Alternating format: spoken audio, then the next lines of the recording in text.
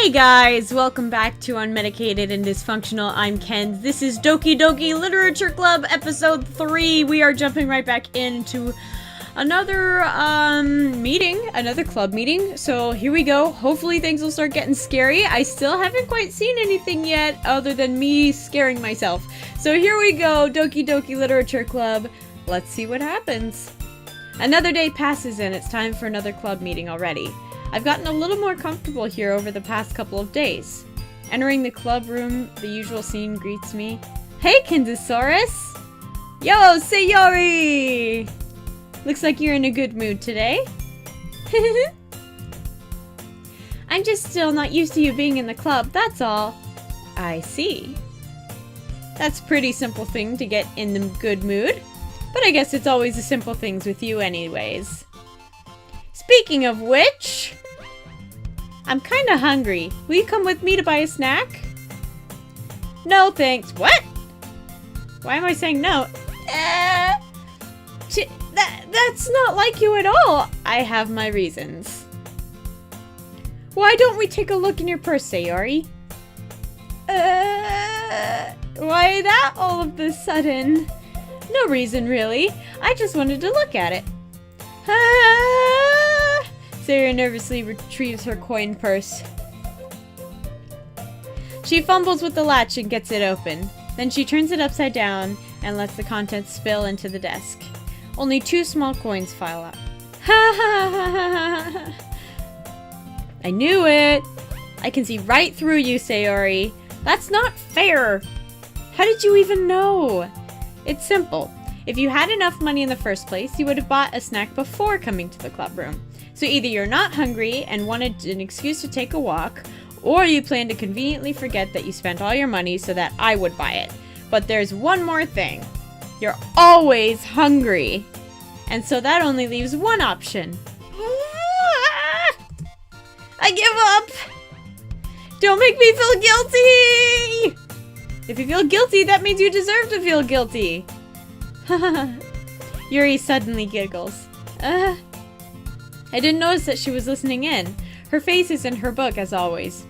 I wasn't listening or anything. It was just something in my book. Yuri!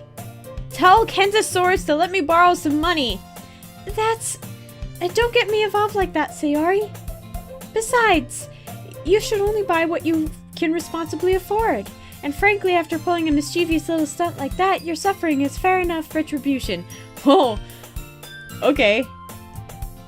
I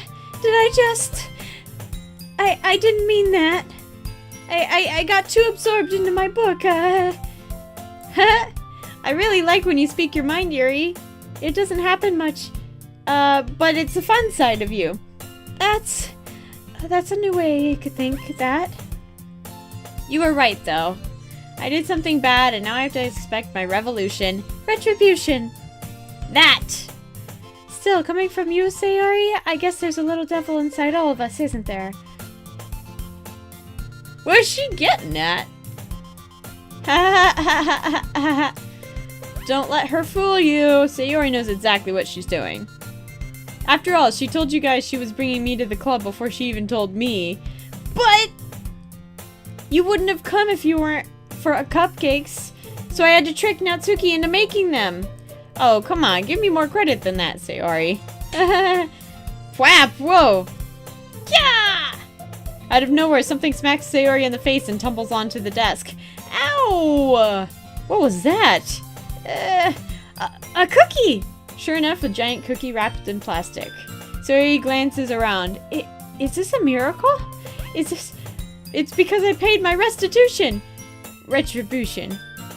Actually, that one almost worked. I was just gonna give it to you. But then I heard you blab about the cupcakes. It was totally worth seeing your reaction, though. Natsuki? That's nice of you. I'm so happy. Sayori hugs the cookie. Geez, just eat it. Sayori rapidly tears open the wrapper and takes a big bite. So good. Sayori suddenly clasps her hands over her mouth. I burnt my tongue! You're going through a lot over just one cookie. Natsuki takes a bite of her own cookie. Ah, yours looks really good too, Natsuki. Can I try it? Jeez, beggars can't be choosers. But yours is chocolate. Yeah, why do you think I gave you that one? Fine. Still, I'm really happy that you shared this one with me.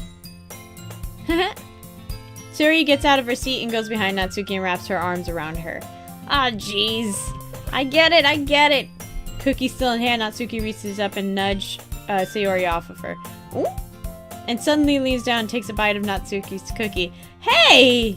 Did you seriously just do that? Mouthful, Sayori trots away safely. Yuri and I laugh as well. Geez, you're such a kid sometimes. Monika, can you tell Sayori? Natsuki glances around. Monika isn't in the club room. Where's Monika anyway? Good question. Have any of you heard anything about her being late today? Not me. Yeah, I haven't either. That's a bit unusual. I hope she's okay. Of course she's okay. She probably just had something to do today.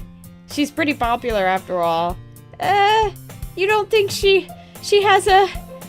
I wouldn't be surprised. She's probably more desirable than all of us combined. That's true. Excuse me? Suddenly the door swings open. Sorry, I'm super sorry. Are you there? I didn't mean to be late. I hope you guys weren't worried or anything. Monika chose the club over her boyfriend after all. You're so strong-willed. But boyfriend? What on earth are you talking about? Monika quizzically glances over at me. Never mind that. What held you up anyway? Well, my last period today was study hall. To be honest, I just kind of lost track of time. Oh, that makes no sense, though. You would have heard the bell ring at least. I must not have heard it since I was practicing piano. Piano? I wasn't aware you played music at all, Monika. Oh, I don't really. I just kind of started recently. I've always wanted to learn piano. That's so cool. You should play something for us, Monika. Monika looks at me. Maybe once I get a little bit better, I will. Yay! That sounds so cool! I'd also look forward to it. Is that so? In that case, I won't let you down, Kenzosaurus. Monika, well, I like that all of them just got shoved out of the way for her to come into the middle and just be like... Monika smiles sweetly. I didn't mean any pressure or anything like that. Oh, don't worry. I've been practicing a whole lot recently, and I'd really love a chance to share once I'm ready. I see. In that case, best of luck! Thanks. So I didn't miss anything, did I? Not really. I choose to leave out Sayori's mischievous escapade. I'm sure Natsuki will end up explaining to her anyway. It looks like everyone has already settled down. Sayori somehow already finished her entire cookie. Yuri is back to her book and Natsuki disappeared into the closet. Where did she go? Hey, Yuri! I suddenly noticed that Yuri is reading a different book from the one we've been reading together. Sorry, I didn't mean to interrupt.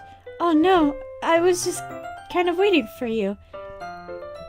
If that's the case, why don't we go ahead and get started? Yes, let's. Actually, I have a request.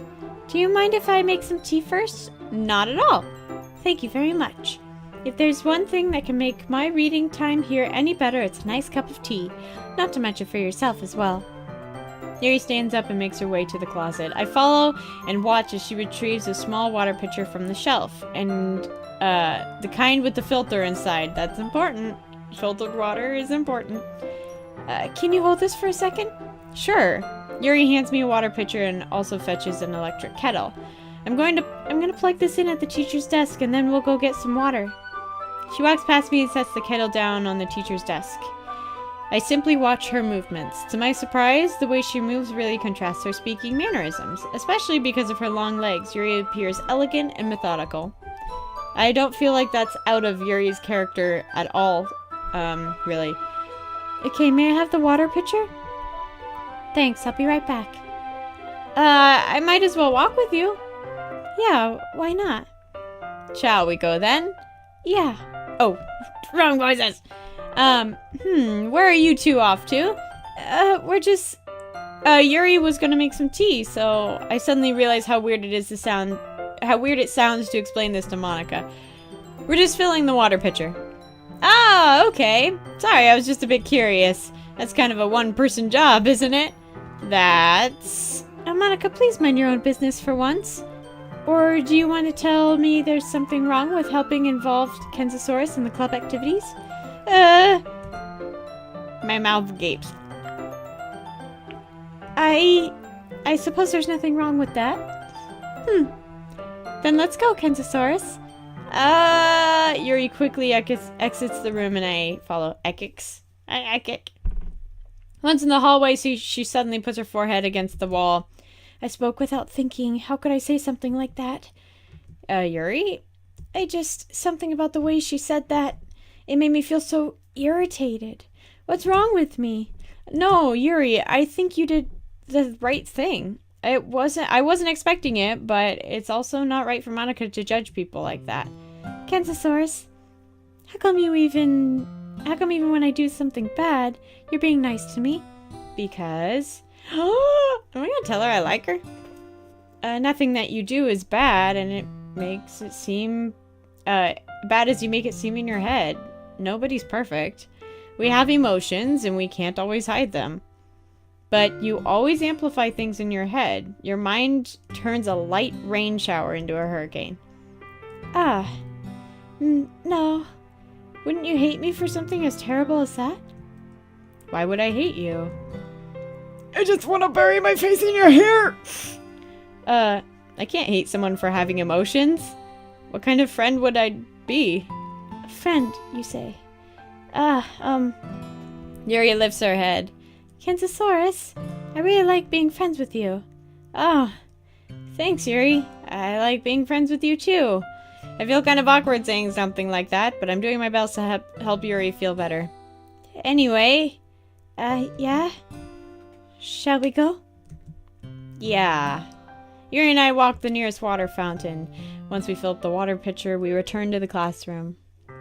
Oh, we could have kissed or something. It was awkward.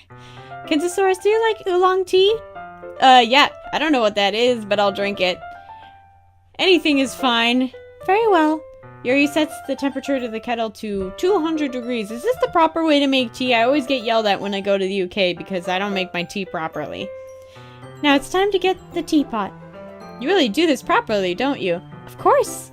I shouldn't do any less when I'm making tea for others. Even if I'm not an expert on tea or anything? In that case, you'll only be even more impressed. Perhaps I will. Yuri fetches the teapot and begins measuring the tea leaves. To my surprise, she even starts humming a little to herself. You must be in a good mood now. Is that so? I was letting it show. And you noticed. I was doing a bit of thinking and I decided to try expressing myself a little bit more. It turns out it's not very hard for me to do when it's you who's around anyway. That's great, Yuri. Just don't push yourself too much. Not too much. You're always worrying about me, Kenzosaurus. It's very endearing. Yuri wasn't kidding. I don't even know if I can keep up with this. I watch her pour the cup of tea for each of us. Kenzosaurus, I have another request. Do you mind if we sit on the floor today? Why is that? It's just a little bit easier on my back. I can read with my back against the wall, rather than bending over at my desk. Sorry, I didn't realize. No worries. I just have back pain fairly regularly, so I do my best to manage it. Is that so? I'm still trying to think about how dark this can get, so when she says back pain, I just picture like one of the other girls beating her with a stick or something. I wonder why that is. It's most likely because of your posture? Always hunched over like that while reading? Yes! I have terrible reading posture. So that's why I should sit on the floor. Fair enough. I'll go ahead and get the book. I retrieved the book from my bag. I I have some chocolate. That's always a nice surprise. I do like finding chocolate. It's a bag of small chocolate candies I've kept hidden from Sayori's candy radar. I take it since it'll go well with the tea, and Yuri and I sit against the wall, teacups at our sides. As if in sync, we assume the same reading position as last time, each holding one half of the book.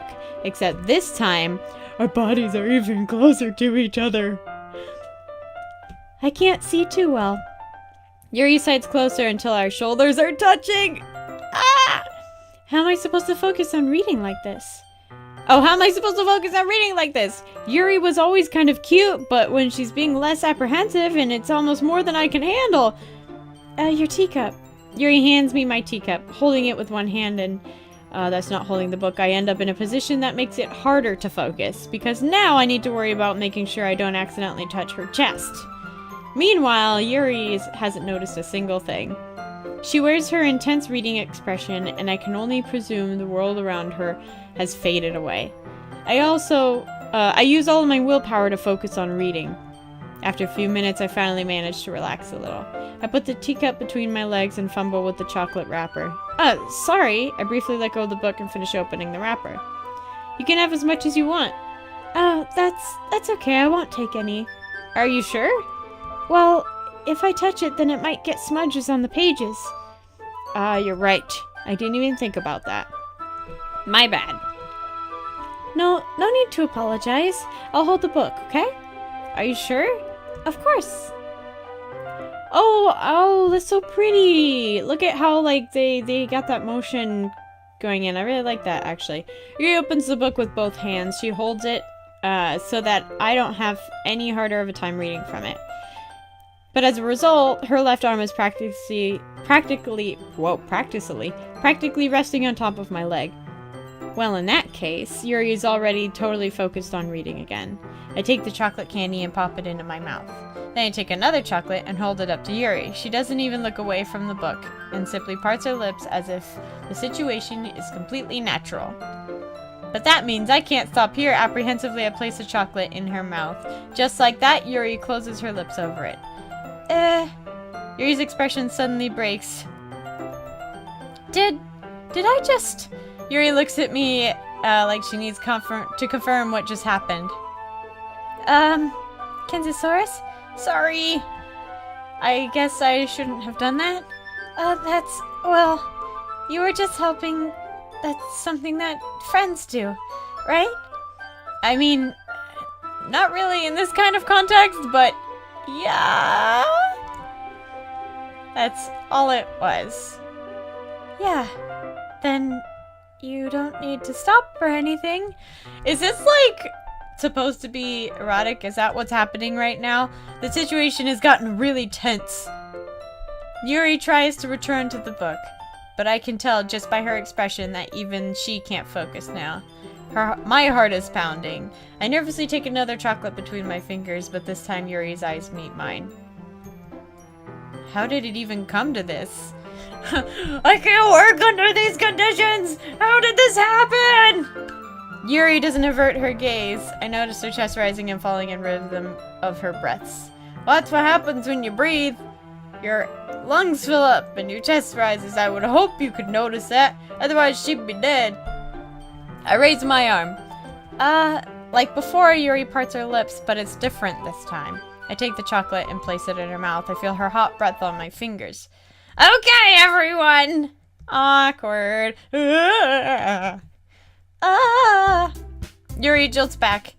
It's time to share poems. Kenzosaurus, you can help Yuri put away the tea stuff, right? Yeah, of course. Okay, thanks. I have a bad feeling about Monika still. Because she is like interrupting everything. I feel like if things go south, it's gonna be because of her. The spell is abruptly broken. I'll take care of the cups. Yeah, Yuri picks up the teacups from the floor. I pick up the bag of chocolates. In the end, we hastily clean up without so much as a word between us. I get the feeling that this is something neither of us have the courage to bring up. Ooh. Well, obviously we're gonna start with Yuri. Duh. Let's see what you've written for today. Yuri stares at the poem with surprised expression on her face. Do you like it? Kenzosaurus? This one might be even better than yesterday's. How did you even pick up on this so quickly?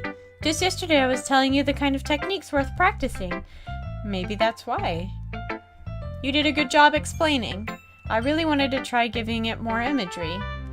Yuri visibly swallows. Even her hands appear sweaty. I'm not used to this. Used to what? I don't know. It's fine, take your time. Yuri breathes and collects her thoughts. I know that Yuri likes to think before she speaks, so I offer that patience to her. Yeah, just being appreciated like this, I guess. It probably sounds really stupid, but seeing someone motivated by my writing, it just makes me really happy. Are you saying you've never shared your writing before? Yuri nods. Really? I don't believe it. I really only write for myself, and besides, people would just laugh at me. Do you really think that? Again, Yuri nods. Huh. Even your close friends. Yuri doesn't respond to that. I wonder why. Because she has no friends, that's why. Anyway, do you want to share a poem you wrote today? Yeah, I do. If it's with you. The Raccoon. It happened in the dead of night while I was slicing bread from a guilty snack. My attention was caught by the scattering of a raccoon outside my window. That was, I believe, the first time I noticed my strange tendency as an unordinary human. I gave the raccoon a piece of bread, which subconscious well aware of the consequences. Well aware that the raccoon that is fed will always come back for more. The enticing beauty of my cutting knife was symptom.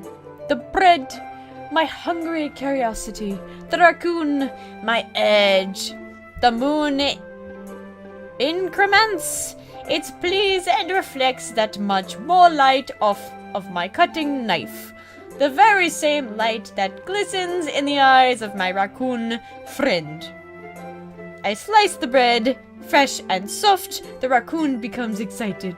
Or perhaps I'm merely projecting my own emotions onto the newly satisfied animal. The raccoon has taken to following me.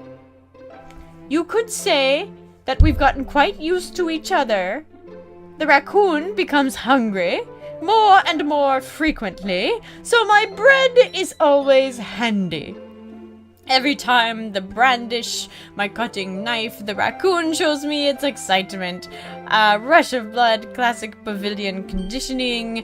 I slice the bread, and I feel myself. Again. Cool. I was a little more daring with this one than yesterday's. I can see that. It's a lot more metaphorical. I'm wondering what these metaphors are for, but I feel like I can't say them on my channel. So we're gonna leave that. You guys can think about it. I don't know if it's my fault, but I can't begin to imagine what this poem is about. That's right. It's a bit closer to than my preferred style writing. Using the poem as canvas to express vivid imagery and conveying emotions through them. Yeah, if I take it at face value, then I can't even figure out what it's supposed to mean. Well, I think it's something that different people can relate to in their own way. I wanted to express the way it feels to indulge in my more unusual hobbies. As those sort of things I'm usually forced to keep to myself. What kind of hobbies do you possibly have that you're, like, not able to tell other people? Like, are you... I don't know. My mind goes straight to, Psycho. Where the guy is, yeah, with the mom thing and the yeah. So I sometimes enjoy writing about them. Why do you keep them to yourself? Because they're embarrassing and people would make fun of me. Don't you have anything like that, Kenzosaurus? Well, yeah, I guess I do. It's called Literature Club. I feel like everyone has a little something like that. The best we can do is respect each other and our individualities. even if it's difficult sometimes and some things make us uncomfortable. After all, if I hadn't learned to embrace my own weirdness, I would probably hate myself. I might be ranting a little bit now, but I'm glad that you're a good listener.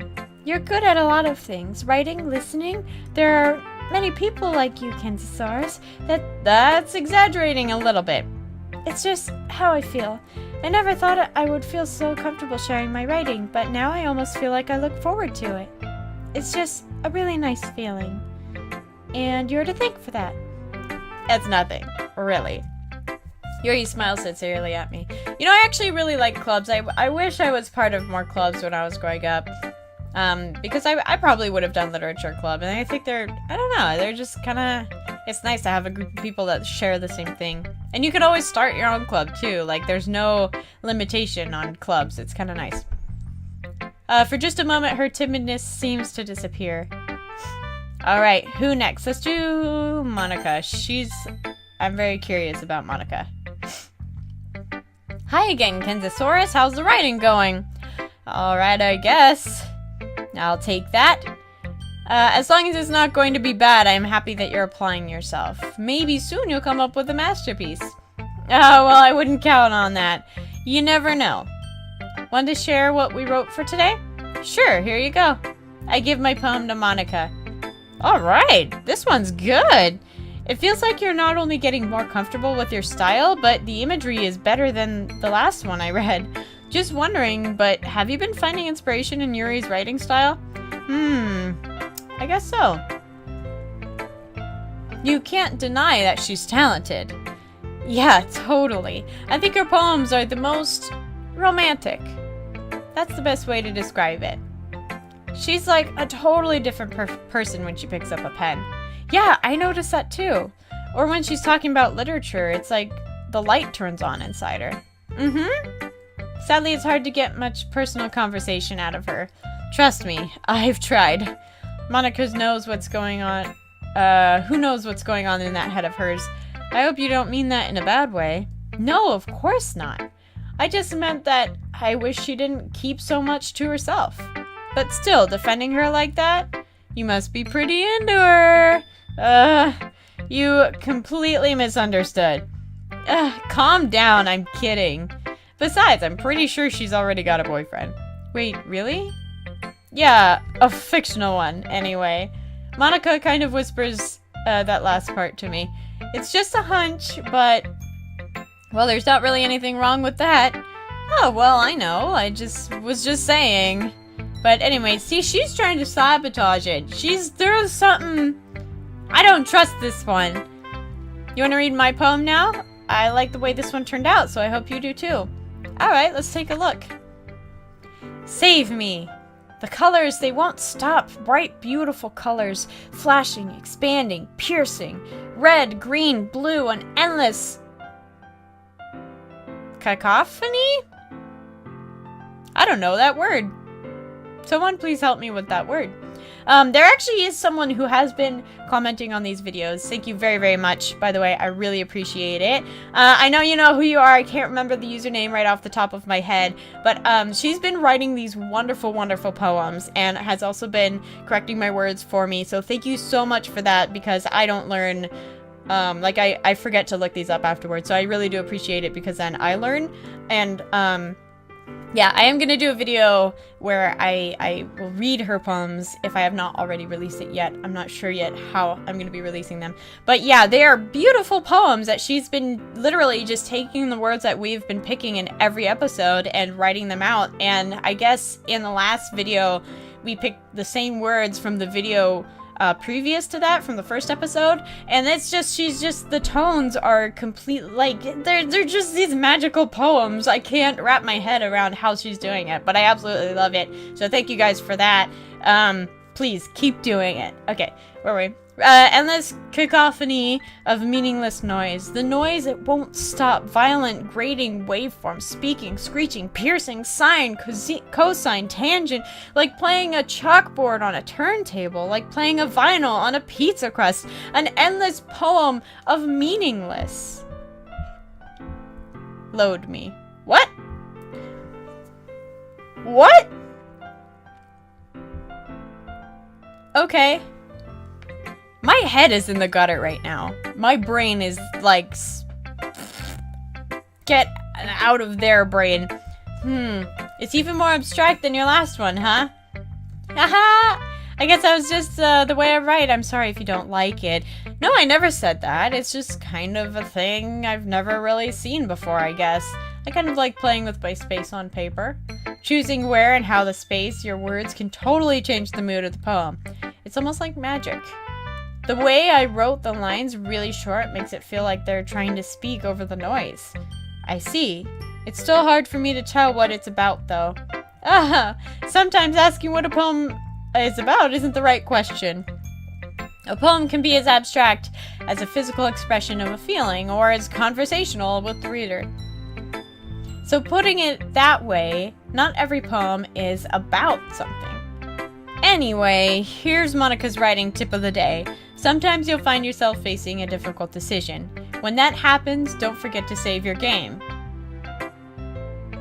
You never know when you might change your mind, or when something unexpected may happen. Wait, is this tip even about writing? Oh! What am I even talking about? Should I save right now? Should I save my game right now? That's my advice for today. Wait, I feel like I need to save. Okay, save game. Yes, save.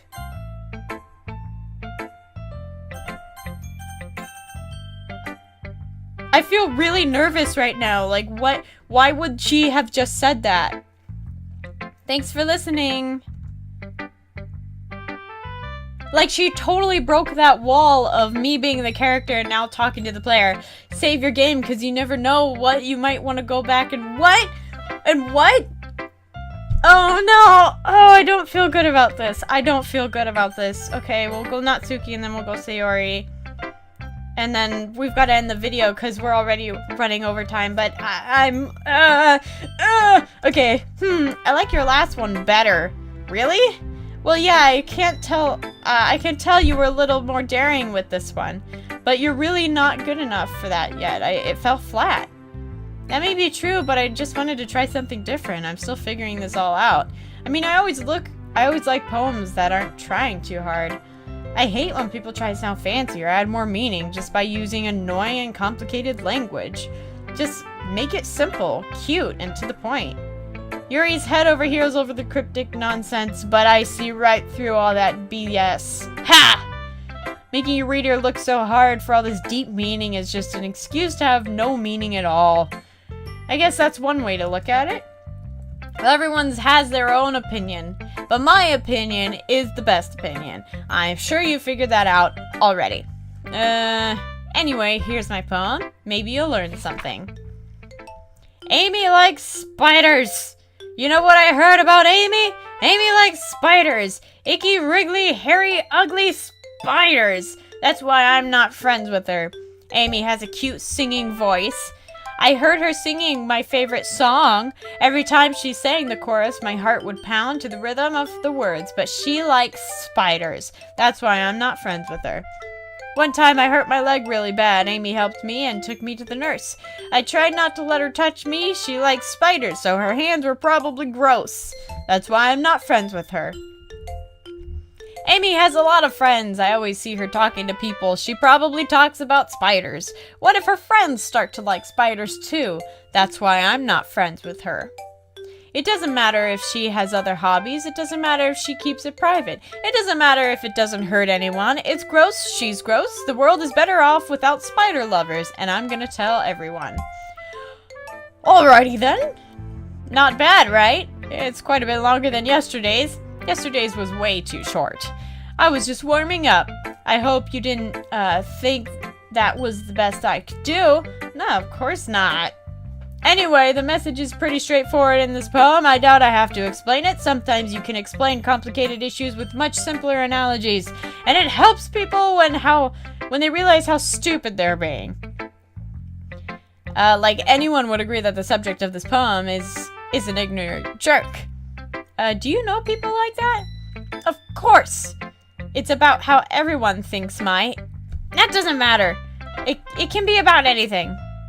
I wrote it because it's easy to relate to. Everyone has some kind of weird hobby or guilty pleasure. Something that you're afraid of. If people find out, they make fun of you or think less of you. But that makes people stupid. Who cares what someone likes as long as they're not hurting anyone and it makes them happy? I think people really need to learn to respect others for liking weird things. Huh, that's funny. Yuri wrote about something similar today. Huh? Did you say Yuri? Yeah. She said her poem was about an unusual hobby of hers. I didn't really get it, but she said something similar to you and that people shouldn't make each other feel insecure about those things. Really? Well, I mean, Yuri's pretty weird, so I wouldn't doubt if she had some weird hobbies. Not that there's anything wrong with that. It's not like I would judge her or anything. Natsuki has trouble finding words. I guess I should try not to be so mean to her. If she feels insecure about her weird behaviors and stuff, I mean, I always hate people who make me feel insecure, and Yuri made me feel insecure yesterday, but the way you put it, it sounds like she's learned her lesson. Well, I would say so, even if her writing style is really different. I'm sure she'll appreciate the message in your poem. It's what I do best, after all. I don't like to write unless there's a good message to take away from it. Like, conveying emotions is important, but I want to make people think, not just feel. Remember that. I'm gonna write a good one for tomorrow, too, so look forward to it. Okay, and last but not least, Sayori. Sayori I'm not too concerned about. I think she just is... She's just Sayori. Ooh, I like this one, Kenzosaurus. It has some nice feelings in it. Ah, I'm glad. Does that mean it's better than yesterday's? Let me think. I don't know. I guess I like them both. That's not very helpful, you know. Well, I'm not very good at figuring out poems are good or bad. That's why I just go by my heart. If it makes me feel things, then it must be a good poem. I'm not sure exactly how it works. Then again, I guess conveying feelings is a pretty important part of the whole thing. Yeah, maybe. Honestly, I don't even know what kind of writing you like in the first place. Yeah, me neither.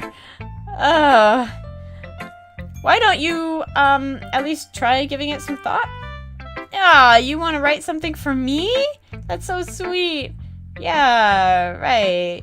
But you're always thinking about other people. You need to think about yourself once in a while. If you don't, you might end up getting hurt at some point. Well, I don't really know what you mean, but I'll keep that in mind. Well, whatever. Anyway, let's see. I guess I like happy poems. Wait, sometimes I like sad poems too. Sometimes a little bit of both. There's a word for that, right? What's the word I'm looking for? Bittersweet. Yeah, it's like things are happy and things that are sad. Happy and sad. I can't see you liking something sad, Sayori. Well, I like happy the most, but sometimes when you're a little rain cloud in your head, a sad poem can help give that rain cloud a little hug and make a nice happy rainbow. Sayori, that's unexpectedly poetic. Is it? Maybe I'm getting better at expressing my feelings after all. Thanks, Kenzosaurus. I should go write that down then. You can read my poem now, okay? Bottles. I pop off... What? Scalp was not the word that I was expecting to see here. I pop off my scalp like the lid to a cookie jar. It's the secret place where I keep all my dreams. Little balls of sunshine all rubbing together like a bundle of kittens. I reach inside with my thumb and forefinger and pluck one out. It's warm and tingly, but there's no time to waste. I put it in a bottle to keep safe, and I put it in a bottle on the shelf with all the other bottles. Happy thoughts, happy thoughts, happy thoughts in bottles, all in a row. My collection makes me lots of friends. Each bottle a starlight to make amends. Sometimes my friends feel a certain way. Down comes a bottle to save the day. Night after night, more dreams, friend after friend, more bottles. Deeper and deeper my fingers go, like exploring a dark cave, discovering the secrets hiding in the nooks and crannies. Digging and digging, scraping and scraping. I blow dust off the bottle caps. It doesn't feel like time elapsed. My empty shelf could use some more. My friends look through my locked front door. Finally all done, I open up, and in come my friends. In they come, in such a hurry. They don't want bottles that much. I frantically pull them from the shelf and one after the other, holding them out to each and every friend, each and every bottle. But every time I let one go, it shattered against the tile between my feet. Happy thoughts, happy thoughts, happy thoughts, in shards all over the floor. They were supposed to be for my friends who aren't smiling. They're all shouting, pleading, something. But all I hear is echo, echo, echo, echo, echo, echo inside my head. That got really deep for Sayori, who yesterday decided that she just wanted breakfast. Holy poop. Sayori, did you really write this? Of course I did. Didn't I tell you yesterday I was gonna write the best poem ever? Yeah, but I mean, I didn't expect something like this coming from you. Monika taught me a whole lot. And I've been really in touch with my feelings recently. I see that. It's almost kind of creepy. Creepy? Well, not exactly. Maybe because I'm so used to you being cheerful. Well, never mind. I'm thinking too hard about this. The point is, it came out good, so you should be proud of it. Aw, thanks. I feel like I was meant to express myself this way. It even helps me understand my own feelings a little bit more. Writing is like magic. You've gotten pretty passionate about this, huh? I hope you keep it up. Yeah, writing's the best. I'm gonna keep writing until I die. Well, don't get ahead of yourself. Terry's always had a habit of getting obsessed with something before dropping it. No more than a week later. I wonder if this is one of those times, but seeing the passion in her eye makes it hard for me to be pessimistic. Okay, everyone. We're all done reading each other's poems, right? I have something extra planned for today, so if everyone could come sit at the front of the room. Is this about the festival? Well, sort of. Do we really have to do something for the festival? It's not like we can put together anything good in just a few days. We'll just end up embarrassing ourselves instead of getting any new members. That's a concern of mine as well. I hate to do this, but we actually are completely out of time. So I do need to stop it here. We're going to save because that freaked me out. So we're saving right here. We're not gonna do that again. Alright, yeah, so thank you so much for watching Doki Doki Literature Club, for liking, commenting, and subscribing. I do love those comments, so keep them coming in and responding to you guys. You guys are amazing. Seriously, thank you. As always, I will see you in the next one. Bye!